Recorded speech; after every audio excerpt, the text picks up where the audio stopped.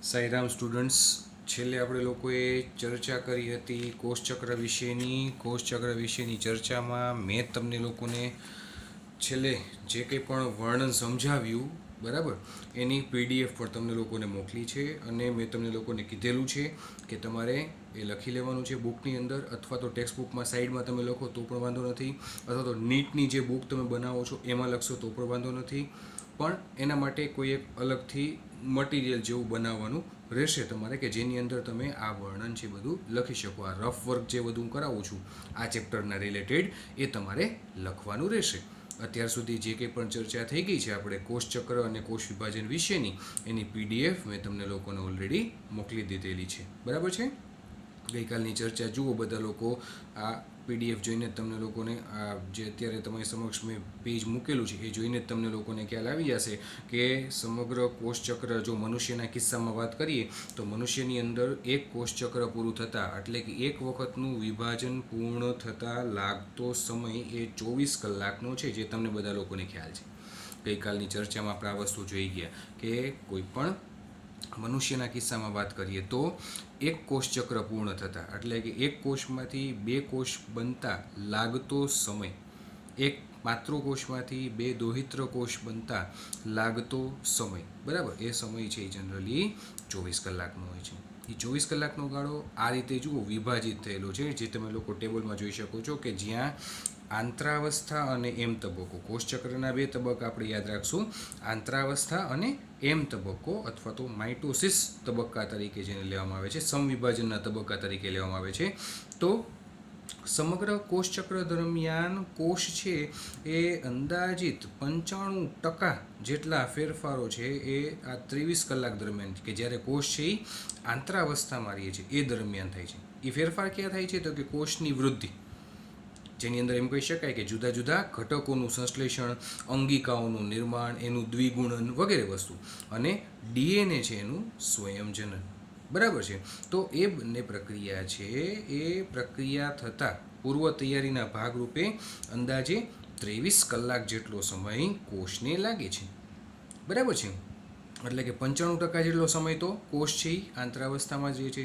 છેલ્લો 5% જેટલો સમય, એટલે કે 1 કલાકમાં જ કોષ છે એ સમવિભાજન પામી અને બે દોહિત્ર કોષો છે એ એક પિતૃકોષમાંથી છૂટા પડે છે અથવા તો બને છે. તો એક પિતૃકોષમાંથી આવી રીતે બે દોહિત્ર કોષો વિભાજન પામી અને જે નિર્માણ પામે છે એના માટે લાગતો સમય છે 24 કલાક છે. 24 કલાકને બે પાર્ટમાં ડિવાઈડ કરવામાં આવેલું છે. એક તબક્કો આંતરાવસ્થાનો છે, બીજો તબક્કો એમ તબક્કો છે, કે જ્યાં આંતરાવસ્થામાં કોષીય અંદાજિત 23 કલાક રહે છે, કે જે 23 કલાક દરમિયાન કોષીય વૃદ્ધિ થાય છે અને ડીએનએનું દ્વિગુણન, જનીનદ્રવ્યનું દ્વિગુણન અથવા તો ડીએનએનું સ્વયંજનન થાય છે. અને એની સામે આટલી વસ્તુ થઈ ગયા પછી આ શું છે? એકચ્યુઅલી એમ તબક્કા માટેની પૂર્વ તૈયારી છે. આંતરાવસ્થા છે એમાં શું થાય છે? તો કે આંતરાવસ્થામાં આવતા જે કંઈ પણ ફેરફારો છે એ એમ તબક્કા માટેની પૂર્વ તૈયારીના ભાગરૂપે જોવા મળે છે. તો એ પૂર્વ તૈયારી કરતાં એને 23 કલાક જેટલો સમય લાગે.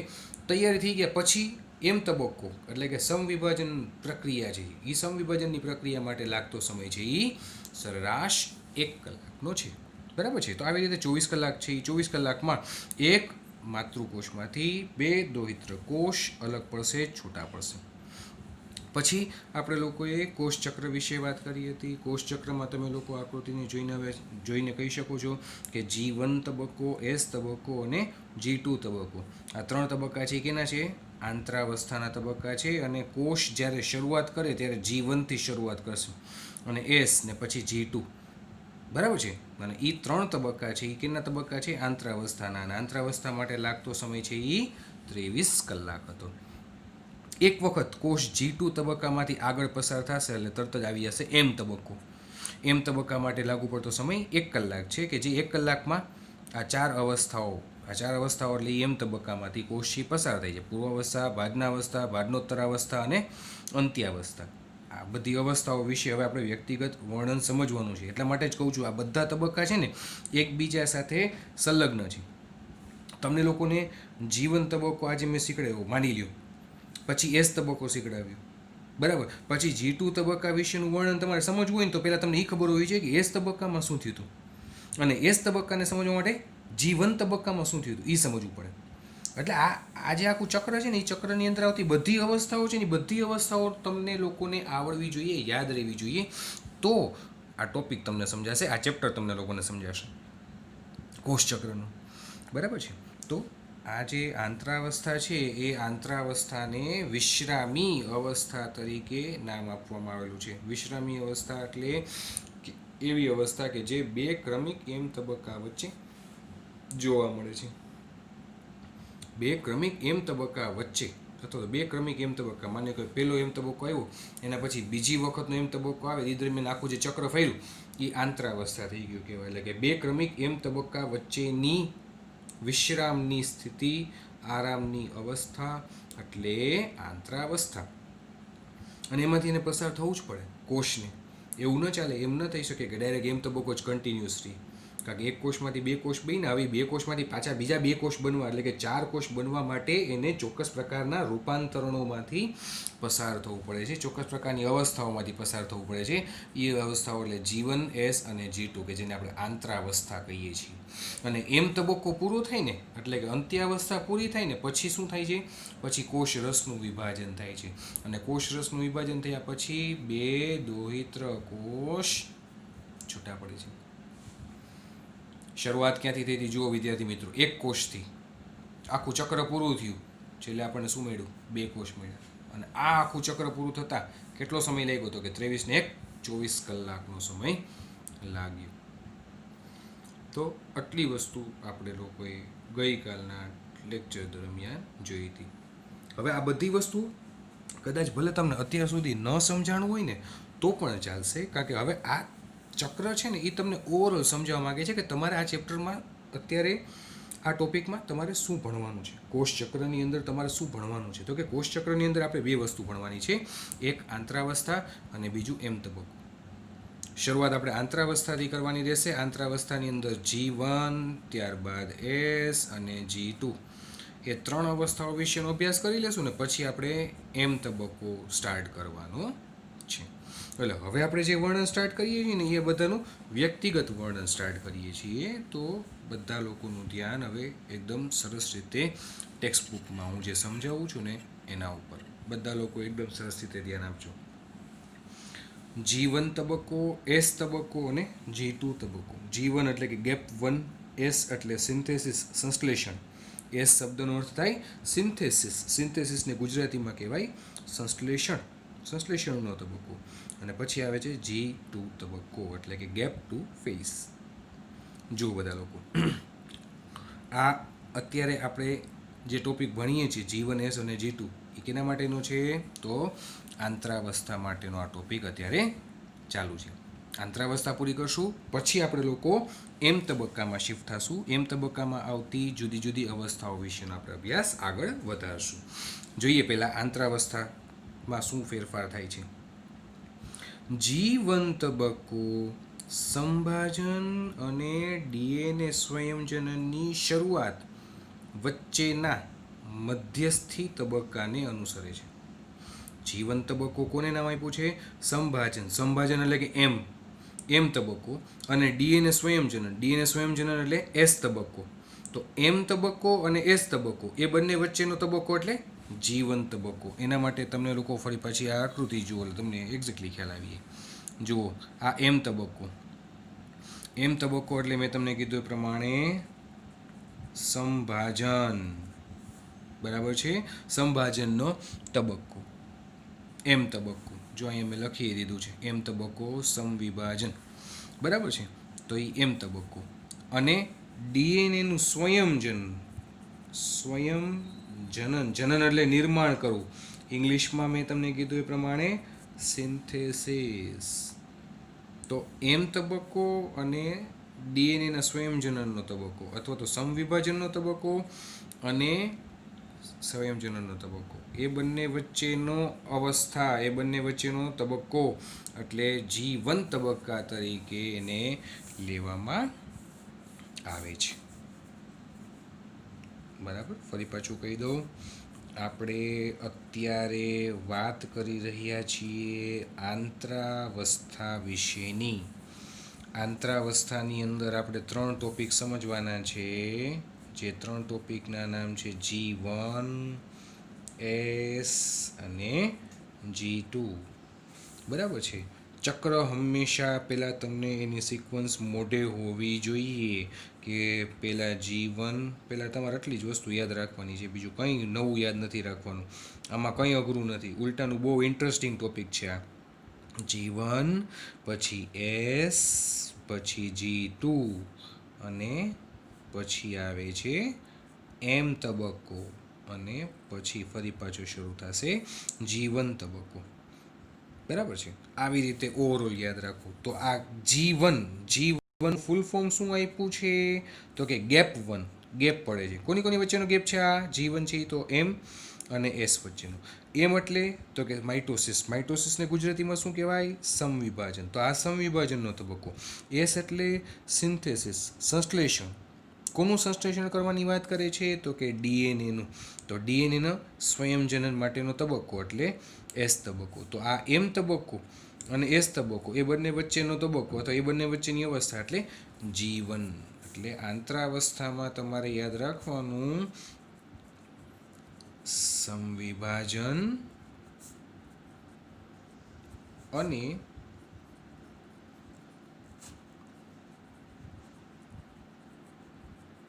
ડીએનએ સ્વયંજનન વચ્ચેની અવસ્થા અથવા તો તબક્કો. એટલા માટે આપણે લોકો એને બોલીએ છીએ gap 1 phase, G1 phase, G1 તબક્કો. આટલી વસ્તુ ક્લિયર થઈ બધા લોકોને? સમવિભાજન અને ડીએનએનું સ્વયંજન. સમવિભાજન એટલે એમ તબક્કો અને ડીએનએનું સ્વયંજન એટલે કે એસ તબક્કો. તો એ એમ અને એસ એ બંને વચ્ચેની અવસ્થા કઈ આવે? તો કે G1 તબક્કો. તો હવે એમાં શું શું ફેરફાર આવે છે એ જોઈએ. જુઓ, G1 તબક્કો સંભાજન અને ડીએનએ સ્વયંજનનની શરૂઆત વચ્ચેના મધ્યસ્થી તબક્કાને અનુસરે છે. G1 અવસ્થામાં કોષ ચયાપચયિક રીતે સક્રિય હોય છે અને સતત વૃદ્ધિ કરે છે, પરંતુ ડીએનએનું સ્વયંજનન કરતો નથી. તમારે આટલી જ વસ્તુ યાદ રાખવાની. તમને લોકોને ક્વેશ્ચન પૂછાય G1 અવસ્થા શું છે? તો કે G1 અવસ્થા એટલે કે એમ તબક્કો એટલે કે સમવિભાજનનો તબક્કો અને એસ એટલે કે ડીએનએ સ્વયંજનન વચ્ચેનો તબક્કો એટલે કે વચ્ચેની અવસ્થા એટલે G1 અવસ્થા, કે જ્યાં આપણો કોષ છે એ કેવો હશે? ચયાપચયિક રીતે કોષ છે એ એકદમ સક્રિય હશે. અને ચયાપચયિક રીતે સક્રિય હોય તો કોષમાં શું ફેરફાર આવતા હોય? તો કે કોષની વૃદ્ધિ ચાલુ હોય. બરાબર, કોષની વૃદ્ધિ ચાલુ હશે, પરંતુ ડીએનએનું સ્વયંજનન થતું નથી. ડીએનએનું સ્વયંજનન કેમાં નથી થતું? તો ડીએનએનું સ્વયંજનન G1 તબક્કામાં નથી થતું, કારણ કે ડીએનએના સ્વયંજનન માટેનો તબક્કો પછીનો તબક્કો એટલે કે એસ તબક્કો છે. તો G1 અવસ્થા એટલે શું છે? તો કે એમ અને એસ વચ્ચેનું ગેપ 1. બરાબર, G1. તો G1માં થાય છે શું? તો કે G1માં કોષ છે એ ચયાપચયિક રીતે સક્રિય હોય છે અને કોષની વૃદ્ધિ ચાલુ હોય છે. કોષના કદમાં વધારો થશે. વૃદ્ધિ ચાલુ હોય એનો મતલબ કોષના કદમાં વધારો થશે, પરંતુ કોષની અંદર રહેલા ડીએનએનું સ્વયંજનન એ અહીંયા નહીં થાય, G1માં નહીં થાય. તો એ ક્યાં થશે? તો એના માટે જુઓ એસ તબક્કો અથવા સંશ્લેષણ તબક્કો. જે એસ એટલે ઇંગ્લિશમાં સિન્થેસિસ, ગુજરાતીમાં સંશ્લેષણ.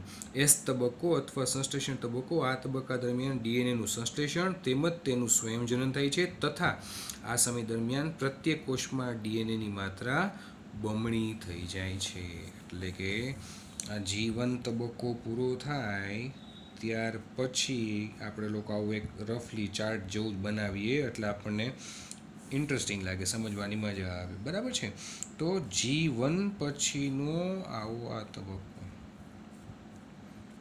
એસ તબક્કો.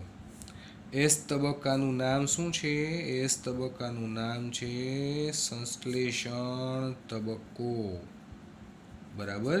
ઇંગ્લિશમાં એસનો અર્થ થાય છે સિન્થેસિસ ફેઝ. સિન્થેસિસ એટલે સંશ્લેષણ, સંશ્લેષણનો તબક્કો. કેનું સંશ્લેષણ કરે છે? તો અહીં ડીએનએનું સંશ્લેષણ થાય છે અને ડીએનએનું સ્વયંજનન થાય છે. ડીએનએનું સ્વયંજનન થવું એનો મતલબ ડીએનએ છે એ પોતાના જેવી જ આબેહૂબ પ્રતિકૃતિ બનાવે, પોતાની કોપી બનાવે, ઝેરોક્સ કોપી કહીએ ને.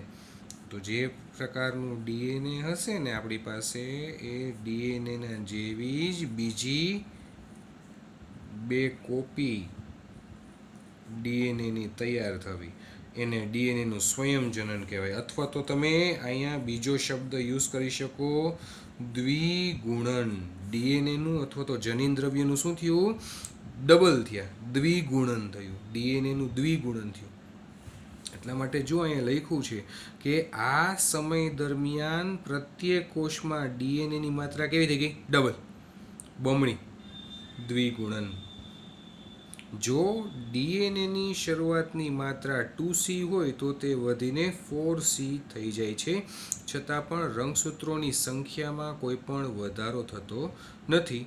જો G1 અવસ્થામાં કોષ દ્વિકીય અથવા તો 2N રંગસૂત્ર ધરાવતો હોય તો પણ S અવસ્થાના અંતમાં પણ તેની સંખ્યા એટલી જ રહે છે, એટલે કે 2N. એનો મતલબ માત્ર થાય છે શું? અહીંયા રંગસૂત્ર ની સંખ્યા જળવાયેલી રહે છે એમ કહી શકાય. માત્ર ડીએનએનું દ્વિગુણન એટલે કે બમણી સંખ્યા થઈ જાય છે. જો શરૂઆતમાં એ 2C હોય તો એ 4C થઈ જાય, બમણું થઈ ગયું. સી શબ્દનો અર્થ થાય છે ક્રોમેટીડ. એ તમારે પાછળ આવશે. રંગસૂત્રિકા, ક્રોમેટીડ કહેવાય એને, રંગસૂત્રિકા. બરાબર છે. તો ડીએનએની માત્રા જો શરૂઆતમાં 2 હોય તો એ ડબલ થઈને કેટલી થઈ જાય? 2 ના ડબલ 4.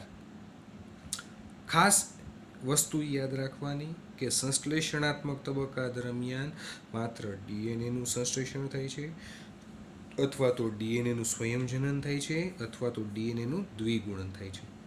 રંગસૂત્રની સંખ્યામાં કોઈ ફેરફાર નથી થતો, રંગસૂત્રની સંખ્યા જળવાયેલી જ રહે છે, માત્ર ડીએનએનું દ્વિગુણન થાય છે.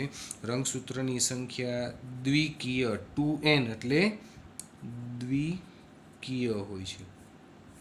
દ્વિકીય એટલે આપણી અંદર દ્વિકીય એટલે કે બેકી સંખ્યામાં રંગસૂત્ર કેટલા થાય? 46. અને તમને કોઈ એમ કે એકકીય માટે તમે આવી રીતે સંજ્ઞા આપો છો સ્મોલ n. એકકીય કહે તો એકી સંખ્યામાં રંગસૂત્રની સંખ્યા કેટલી થઈ જાય? અડધી, 23. આવી રીતે આ તમને લોકોને આવડે છે, તમે લોકોએ આ નામ સાંભળેલા છે. બરાબર છે. તો રંગસૂત્રની સંખ્યા શરૂઆતમાં પણ દ્વિકીય હોય એટલે કે 46 હોય, અને પ્રક્રિયાના અંતે પણ એ દ્વિકીય જ રહે, કારણ કે રંગસૂત્રની સંખ્યામાં કંઈ ફેર નથી થતો.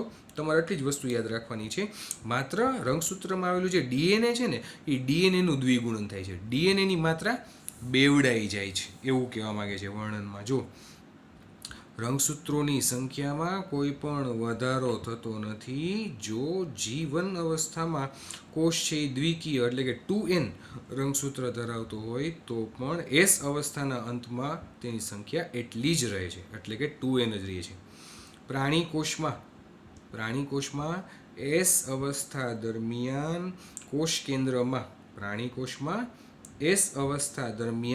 કોષ કેન્દ્રમાં ડીએનએના સ્વયંજનનની શરૂઆત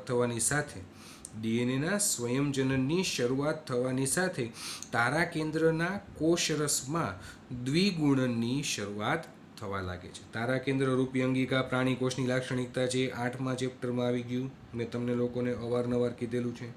તારા કેન્દ્ર રૂપી લાક્ષણિકતા કોની લાક્ષણિકતા છે? પ્રાણી કોષમાં આવેલી છે, વનસ્પતિ કોષમાં ગેરહાજર છે. તો એ તારા કેન્દ્ર જે અંગિકા છે ને એ આ S તબક્કો ચાલુ હોય ને જ્યારે કોષનો, એ દરમિયાન તારા કેન્દ્ર છે એ કોષ રસમાં આવેલી હોય, એનું પણ દ્વિગુણન થવા લાગે છે. બરાબર છે. તો આ એક વધારાનું એ પણ લાક્ષણિકતા આપણે યાદ રાખશું કે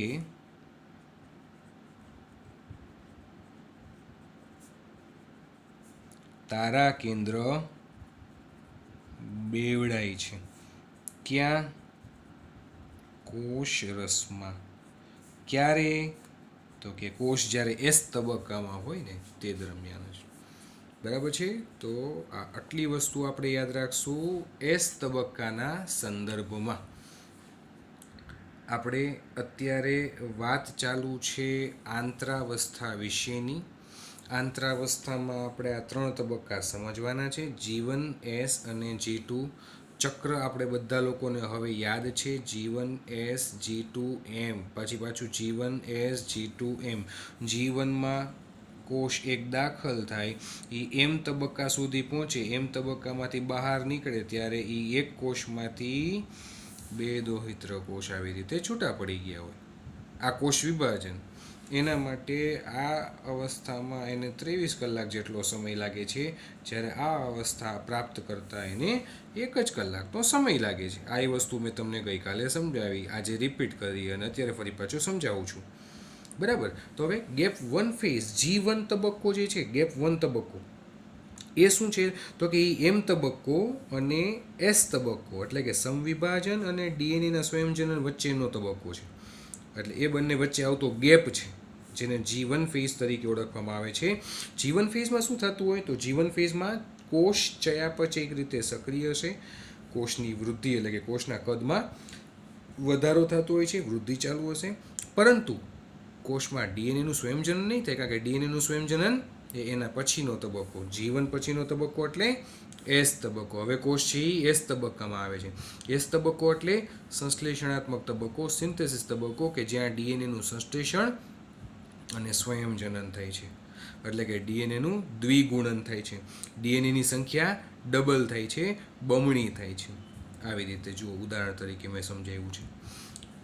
બીજું, રંગસૂત્રની સંખ્યા અહીંયા જળવાયેલી રહે છે. રંગસૂત્રની સંખ્યામાં કોઈ ફરક પડતો નથી. માત્ર ફરક કેનામાં પડે છે? તો કે ડીએનએની માત્રામાં. કે ડીએનએની માત્રા જે શરૂઆતમાં હોય ને એ પ્રક્રિયાને અંતે 2C હોય તો 4C થઈ જાય, ટૂંકમાં ડબલ થઈ જાય, ડીએનએનું દ્વિગુણન થાય છે, બમણી થઈ જાય છે. રંગસૂત્રની માત્રા, રંગસૂત્રની સંખ્યા જો એ G1માં દ્વિકીય હોય તો એસ તબક્કા દરમિયાન દ્વિકીય જ રહે. દ્વિકીય એટલે કે 46 રંગસૂત્ર છૂટા હોય ત્યારે, અને એકકીય એટલે એ 46માંથી 23-23ની અલગ અલગ સેટ છૂટા પડે ત્યારે, તો એ એકકીય સ્થિતિ થઈ ગઈ કહેવાય. તો એ સ્થિતિમાં રંગસૂત્રની સંખ્યા જળવાયેલી રહેતી હોય છે. રંગસૂત્રની સંખ્યામાં વધઘટ નથી થતી, માત્ર વધઘટ ડીએનએની માત્રામાં થાય છે. અને ત્રીજી એક લાક્ષણિકતા બીજી એસ તબક્કા દરમિયાન શું જોવા મળી છે? તો કે એ છે તારા કેન્દ્ર, કે જે કોષરસમાં આવેલું છે. એ કોના કોષરસમાં આવેલું છે? તો ખાસ આ સનાતન સત્ય આપણે લોકો ભૂલશું નહીં. આ તારા કેન્દ્ર છે એ પ્રાણી કોષની લાક્ષણિકતા છે, પ્રાણી કોષમાં આવેલું છે. પ્રાણી કોષના કોષરસમાં જ્યારે એસ તબક્કો ચાલુ હોય ને ત્યારે એના કોષરસમાં તારા કેન્દ્ર છે ને એ બેવડાય છે. તારા કેન્દ્ર બેવડાય છે. તો એ પણ એસ તબક્કા દરમિયાન થતું જોવા મળે છે, એવું અત્યાર સુધીના વર્ણનમાં સમજાવવામાં આવે છે. હવે ફરી પાછી આગળ ચર્ચા વધારીએ તો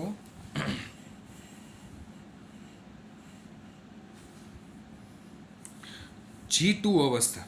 G1 પૂરું થયું, એના પછી એસ, એના પછી હવે G2. તો G2 અવસ્થા દરમિયાન સંભાજનની તૈયારી સ્વરૂપે, જોજો, G2 અવસ્થા દરમિયાન સંભાજનની તૈયારી સ્વરૂપે પ્રોટીનનું સંશ્લેષણ થાય છે અને કોષની વૃદ્ધિ સતત ચાલુ રહે છે. બરાબર. આ એસ તબક્કો પૂરો કર્યો.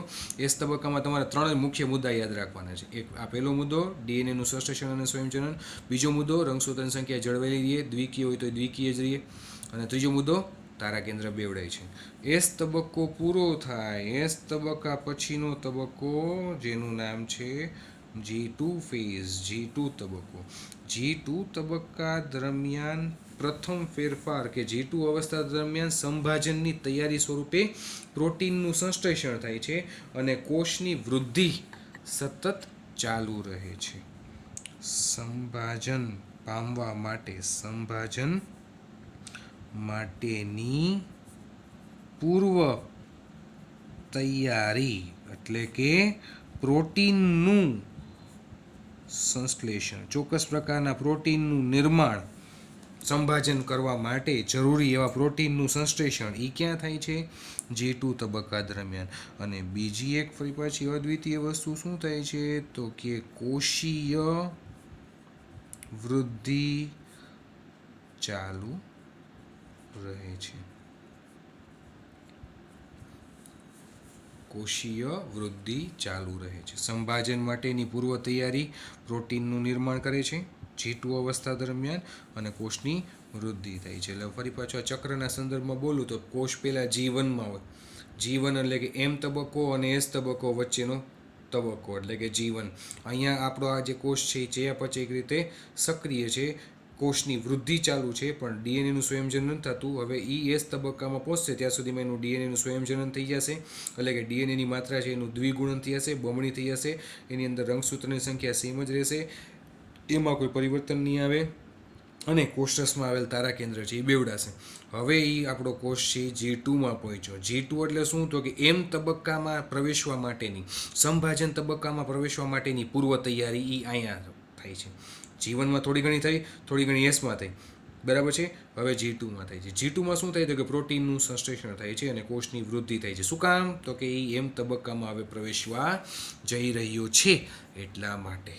તો આટલી વસ્તુ પહેલાં સમજો. G1, એના પછી S, એમાં આવતા ફેરફારો, અને છેલ્લે G2. આની પર PDF તમને લોકોને હું મોકલીશ, બરાબર? એટલે તમને લોકોને આઈડિયા આવે કે તમારે શું કરવાનું છે, શું લખવાનું છે. અને એક વખત હું જે આ લખાણ લખું છું એ રફ વર્ક તમારી પાસે હશે, બરાબર, બુકની અંદર, એટલે તમારે હું એટલી વસ્તુ શ્યોર કહી શકું કે તમારે બીજું મટીરિયલ જોવું નહીં પડે, બરાબર છે. તમારે ટેક્સ્ટબુક પણ જોવી નહીં પડે. એક વખત ટેક્સ્ટબુકમાંથી વાંચી અને સીધું મેં જે આ તમને હું રફ વર્કની જે PDF મોકલીશ, બરાબર, જે મોકલું છું એ તમારે વાંચવાનું રહેશે. એટલે તમે મૌલિકતા રાખી અને આ પ્રશ્નનો જવાબ 4 માર્ક્સ માટે જો આ ક્વેશ્ચન પૂછાય છે તો તમે લખી શકશો. પુખ્ત પ્રાણીઓમાં કેટલાક કોષો વિભાજન પામતા નથી. હવે જોજો, અહીંયા આવીને આંતરાવસ્થા પૂરી થઈ ગઈ છે, કારણ કે આંતરાવસ્થામાં આપણે 3 જ વસ્તુ સમજવાની હતી. એ હતી G1, એ આપણે જોયું, પછી S જોયું, અને પછી G2, બરાબર. G1, S અને G2 આટલી વસ્તુ આપણે લોકોએ જોઈ, બરાબર. આ 3 વસ્તુ છે એ આંતરાવસ્થા છે. અહીંયાથી વર્ણન અલગ છે ફરી પાછું, બરાબર. પુખ્ત પ્રાણીઓમાં કેટલાક કોષો વિભાજન પામતા નથી, જેમ કે હૃદયના કોષો. કેટલાક કોષો વિભાજન પામતા નથી, જેમ કે હૃદયના કોષો, અને બીજા અનેક કોષો કે જે ક્યારેક જ વિભાજન પામે છે. એવું ત્યારે જ થાય છે જ્યારે ક્ષતિગ્રસ્ત કે મૃત કોષોના નુકસાનને કારણે, ક્ષતિગ્રસ્ત કે મૃત કોષોના નુકસાનને કારણે બદલવાના હોય. હૃદયના કોષો એક વખત ક્ષતિગ્રસ્ત થઈને પછી ત્યાં કોઈ દિવસ નવા કોષ એની મેળે આપમેળે ન બને, કોષનું વિભાજન આગળ વધે નહીં. એની સામે તમારી ત્વચા છે તો ચામડી છે, માની લો કે ચામડી ઉખડી ગઈ તો ત્યાં પાછી આપણને નવી ચામડી આવી જાય છે, અમુક દિવસોમાં આવી જાય છે કે નહીં? તો ત્યાં કોષોનું વિભાજન થાય છે. સમજાય છે બધા લોકોને? ગમે તેવો ઘાવ લાગ્યો હોય, ગમે તેવું એક્સિડન્ટ થયું હોય, જે જગ્યાએ આપણે કદાચ શરીરમાં ખાડો પડી ગયો હશે તો એ જગ્યાએ ફરી પાછું નવી ચામડી આવી જાય છે, નવી માંસપેશી આવી જાય છે, બધું નવું આવી જાય છે, બરાબર. પણ એ બધા જ કિસ્સામાં લાગુ નથી પડતું. દાખલા તરીકે હૃદયના કોષો એક વખત ક્ષતિગ્રસ્ત બને પછી ત્યાં નવા કોષો બનતા નથી કુદરતી રીતે. તો એ કહે છે કે પુખ્ત પ્રાણીઓમાં કેટલાક કોષો વિભાજન પામતા નથી, જેમ કે હૃદયના કોષો, અને અમુક કિસ્સામાં એવું બને કે અનેક કોષો જ્યારે જરૂર હોય ને ત્યારે જ એ વિભાજન પામે છે, જરૂર વગર એ વિભાજન પામતા નથી. જ્યારે ક્ષતિગ્રસ્ત કે મૃત કોષોના નુકસાનને કારણે બદલવાના હોય, કોઈ પણ ક્ષતિગ્રસ્ત કોષ અથવા મૃત કોષ કે જે કોષ મરી ગયા છે અને એને નુકસાન પહોંચ્યું છે, એને મરી ગયા છે, તો એ જગ્યાએ નવા કોષ જ્યારે ઉમેરવાના હોય ત્યારે જ એ વિભાજન પામતા હોય છે. આ કોષો કે જે ફરીથી વિભાજન પામતા નથી, હૃદયના કોષો તરીકે લઈએ કે આ કોષો કે જે ફરીથી વિભાજન પામતા નથી, પરંતુ G1 અવસ્થામાંથી નીકળીને નિષ્ક્રિય અવસ્થામાં પહોંચે છે. જીવન અવસ્થામાંથી, એટલે કે જીવન અવસ્થામાં પાછા નથી ફરતા, પરંતુ એ નિષ્ક્રિય બની જાય છે, જેને કોષચક્રની વિરામની અવસ્થા G0 ફેઝ તરીકે ઓળખવામાં આવે છે. દાખલા તરીકે આ ચક્ર જુઓ, જીવનમાં કોષ દાખલ થયો, જીવનમાં કોષ ચયાપચયિક રીતે સક્રિય હોય, કોષની વૃદ્ધિ ચાલુ હોય, બરાબર છે. હવે એ કોષ એસ તબક્કામાં આવશે.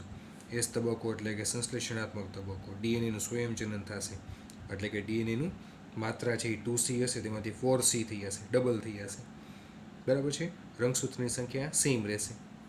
હવે એ કોષ G2 તબક્કામાં આવ્યો.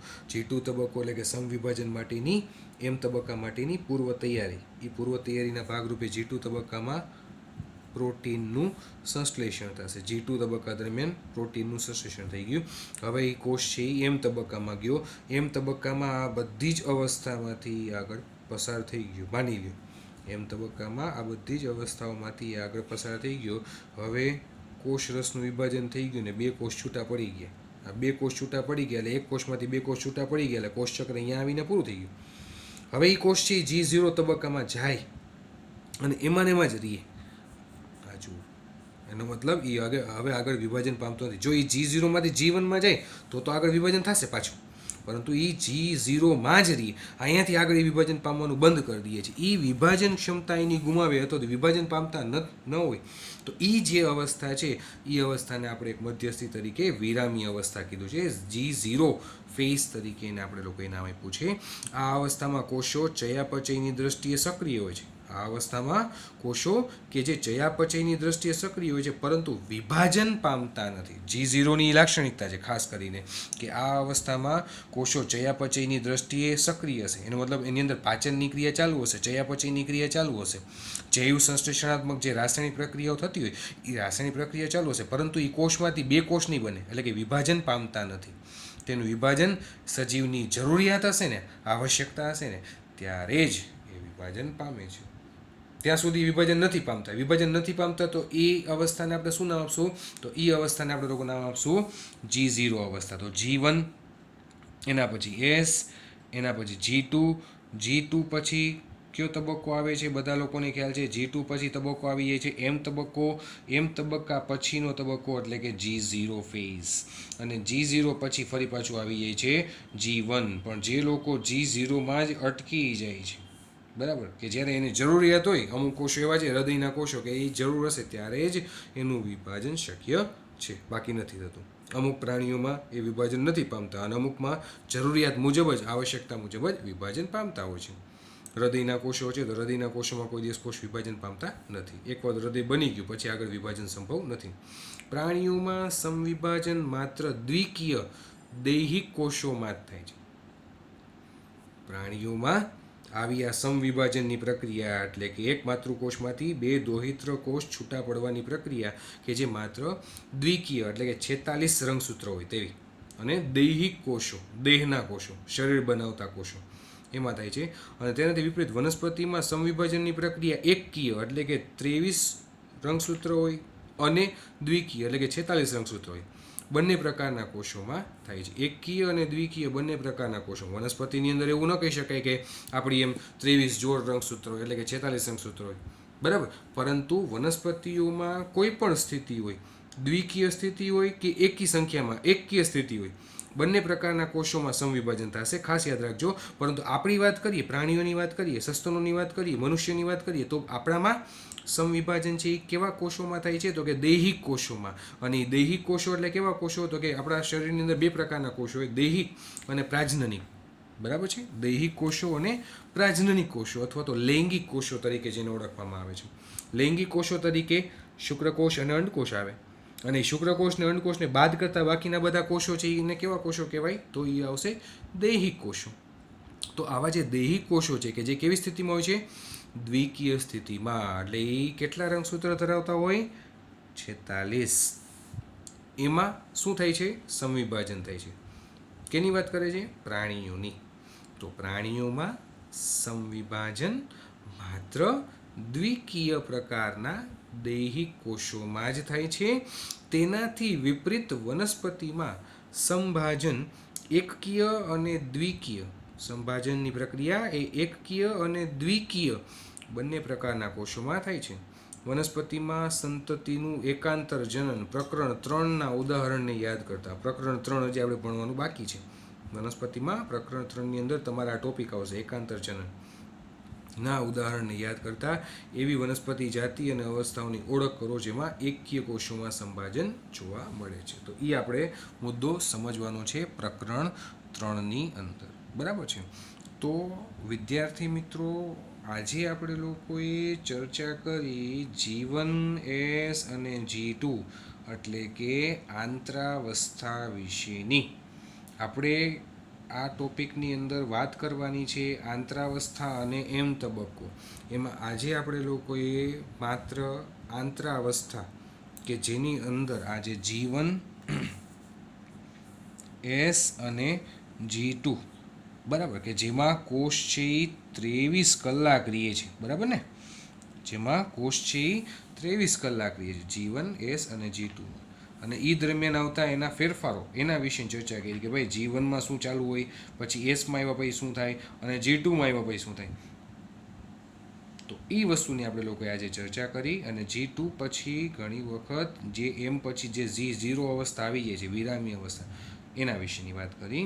હવે આપણે મુખ્યત્વે ટોપિક જે સમજવાનો છે નેક્સ્ટ લેક્ચરની અંદર એ છે એમ ફેઝ એટલે કે એમ તબક્કો, માઇટોસિસ તબક્કો અથવા તો સમવિભાજનના તબક્કા તરીકે જેને ઓળખવામાં આવે છે. બરાબર, સમવિભાજનના તબક્કા તરીકે એમ તબક્કા વિશેની વાત આપણે આવતીકાલે કરવાની છે, નેક્સ્ટ લેક્ચરમાં કરવાની છે. બરાબર છે. તો આશા રાખું છું કે તમને લોકોને અહીંયા સુધીનું ક્લિયર થઈ ગયું હશે. અહીંયા સુધીનું જે મેં તમને આ રફ વર્ક સમજાવ્યું છે એનું પણ PDF તમને લોકોને હું સાથે સાથે વિડીયો સાથે મોકલી દઈશ. બરાબર. બીજી એક વસ્તુ ખાસ ફરી પાછું યાદ દેવડાવી દઉં, મહેરબાની કરીને આ ચેપ્ટર દરમિયાન આગળનું કન્ટેન્ટ તમારું રેડી રાખજો. બરાબર છે. જે મેં તમને લોકોને આગલા દિવસે ભણાવ્યું હોય એનું રિવિઝન પ્લીઝ કમ્પલસરી છે બધા લોકો માટે કરવાનું રહેશે. જે PDF હું તમને મોકલું છું એ PDF મારી સાથે સાથે જેમ જેમ ટોપિક પૂરા થતા જાય તેમ તેમ બુકની અંદર લખતા રહેજો. જે કંઈ મટીરિયલ બનાવતા હોય તો મટીરિયલની અંદર લખજો. નીટની બુક મેન્ટેન કરો છો એની અંદર લખો, એની અંદર લખજો. મારે તમારી પાસે આ લખાણ જોઈએ. બરાબર છે. આ વસ્તુ છે એ સ્ટ્રિક્ટલી તમારે ફોલો કરવાનું થશે. ખાસ કરીને એટલી વસ્તુ યાદ રાખજો બધા લોકો. કંઈ પણ ન સમજાય, કંઈ પણ મુશ્કેલી હોય તો તમે લોકો મને પૂછી શકો છો. તેમ છતાં પણ હજી તમને એવું લાગતું હોય કે આ ચેપ્ટરમાં ડાઉટ છે કે કન્ફ્યુઝન છે, થોડુંક કન્ફ્યુઝિંગ આવશે જેમ જેમ આગળ જશું ને તેમ તેમ. બરાબર. તો જ્યારે એક વખત આપણું રૂબરૂ મુલાકાત થશે નેક્સ્ટ ટાઈમ જ્યારે કોઈ પણ તારીખે, બરાબર, અથવા તો ગમે ત્યારે આપણે લોકો જ્યારે ભેગા થશું અથવા ધીમે ધીમે જેમ જેમ સ્કૂલ સ્ટાર્ટ થતી જશે ત્યારે હું ફરી પાછું તમને લોકોને જે કંઈ પણ ટોપિકમાં ડાઉટ હશે, નહીં સમજાણું એ હું તમને લોકોને રિવિઝન કરાવી દઈશ. એટલે ચિંતા જરાય નહીં કરતા, પણ એકદમ ઇન્ટરેસ્ટથી સમજી વિચારીને એક ટોપિકને સમજવાનો પ્રયાસ કરજો. Thank you. સાયરા.